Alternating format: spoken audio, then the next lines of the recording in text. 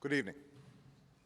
Tonight, I can report to the American people and to the world that the United States has conducted an operation that killed Osama bin Laden, the leader of al-Qaeda, and a terrorist who's responsible for the murder of thousands of innocent men, women, and children.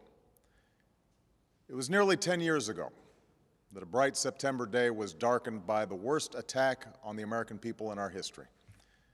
The images of 9/11 are seared into our national memory.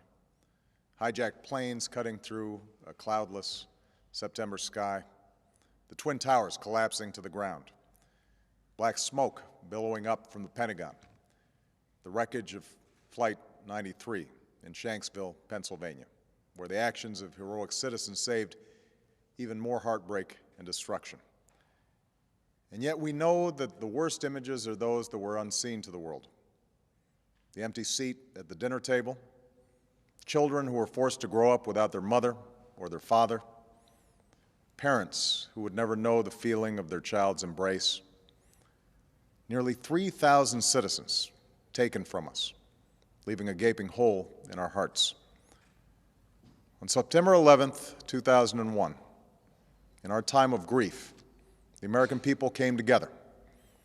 We offered our neighbors a hand, and we offered the wounded our blood. We reaffirmed our ties to each other and our love of community and country. On that day, no matter where we came from, what God we prayed to, or what race or ethnicity we were united as one American family. We were also united in our resolve to protect our nation and to bring those who committed this vicious attack to justice. We quickly learned that the 9/11 attacks were carried out by al-Qaeda, an organization headed by Osama bin Laden, which had openly declared war on the United States and was committed to killing innocents in our country and around the globe. And so we went to war against al-Qaeda to protect our citizens, our friends, and our allies. Over the last 10 years, thanks to the tireless and heroic work of our military and our counterterrorism professionals, we've made great strides in that effort. We've disrupted terrorist attacks and strengthened our homeland defense. In Afghanistan, we removed the Taliban government, which had given bin Laden and al-Qaeda safe haven and support. And around the globe, we worked with our friends and allies to capture or kill scores of al-Qaeda terrorists, including several who were a part of the 9/11 plot. Yet Osama bin Laden avoided capture and escaped across the Afghan border into Pakistan. Meanwhile, al-Qaeda continued to operate from along that border and operate through its affiliates across the world. And so shortly after taking office, I directed Leon Panetta, the director of the CIA, to make the killing or capture of bin Laden the top priority of our war against al-Qaeda, even as we continued our broader efforts to disrupt, dismantle, and defeat his network. Then, last August, after years of painstaking work by our intelligence community, I was briefed on a possible lead to bin Laden. It was far from certain, and it took many months to run this thread to ground. I met repeatedly with my national security team as we developed more information about the possibility that we had located bin Laden hiding within a compound deep inside Pakistan. And finally, last week, I determined that we had enough intelligence to take action and authorized an operation to get Osama bin Laden and bring him to justice. Today, at my direction, the United States launched a targeted operation against that compound in Abbottabad, Pakistan. A small team of Americans carried out the operation with extraordinary courage and capability. No Americans were harmed. They took care to avoid civilian casualties. After a firefight, they killed Osama bin Laden and took custody of his body. For over 2 decades, bin Laden has been al-Qaeda's leader and symbol, and has continued to plot attacks against our country and our friends and allies. The death of bin Laden marks the most significant achievement to date in our nation's effort to defeat al-Qaeda. Yet his death does not mark the end of our effort. There's no doubt that al-Qaeda will continue to pursue attacks against us. We must, and we will, remain vigilant at home and abroad. As we do, we must also reaffirm that the United States is not and never will be at war with Islam.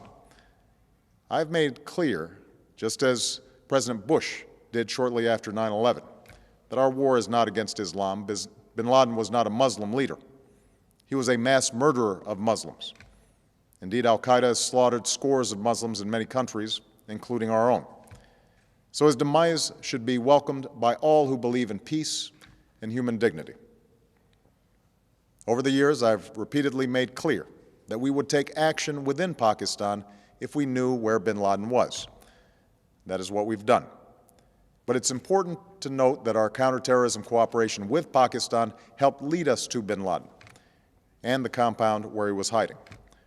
Indeed, bin Laden had declared war against Pakistan as well and ordered attacks against the Pakistani people. Tonight, I called President Zardari, and my team has also spoken with their Pakistani counterparts. They agree that this is a good and historic day for both of our nations. And going forward, it is essential that Pakistan continue to join us in the fight against al-Qaeda and its affiliates. The American people did not choose this fight. It came to our shores and started with the senseless slaughter of our citizens. After nearly 10 years of service, struggle, and sacrifice, we know well the costs of war. These efforts weigh on me every time I, as Commander-in-Chief, have to sign a letter to a family that has lost a loved one, or look into the eyes of a service member who's been gravely wounded. So Americans understand the costs of war. Yet, as a country, we will never tolerate our security being threatened, nor stand idly by when our people have been killed. We will be relentless in defense of our citizens and our friends and allies. We will be true to the values that make us who we are. And on nights like this one, we can say to those families who have lost loved ones to al-Qaeda's terror, justice has been done. Tonight, we give thanks to the countless intelligence and counterterrorism professionals who've worked tirelessly to achieve this outcome. The American people do not see their work nor know their names, but tonight they feel the satisfaction of their work and the result of their pursuit of justice. We give thanks for the men who carried out this operation, for they exemplify the professionalism, patriotism, and unparalleled courage of those who serve our country. And they are part of a generation that has borne the heaviest share of the burden since that September day. Finally, let me say to the families who lost loved ones on 9/11 that we have never forgotten your loss, nor wavered in our commitment to see that we do whatever it takes to prevent another attack on our shores. And tonight, let us think back to the sense of unity that prevailed on 9/11. I know that it has at times frayed, yet today's achievement is a testament to the greatness of our country and the determination of the American people. The cause of securing our country is not complete, but tonight we are once again reminded that America can do whatever we set our mind to. That is the story of our history. Whether it's the pursuit of prosperity for our people or the struggle for equality for all our citizens, our commitment to stand up for our values abroad, and our sacrifices to make the world a safer place. Let us remember that we can do these things not just because of wealth or power, but because of who we are. One nation, under God, indivisible, with liberty and justice for all.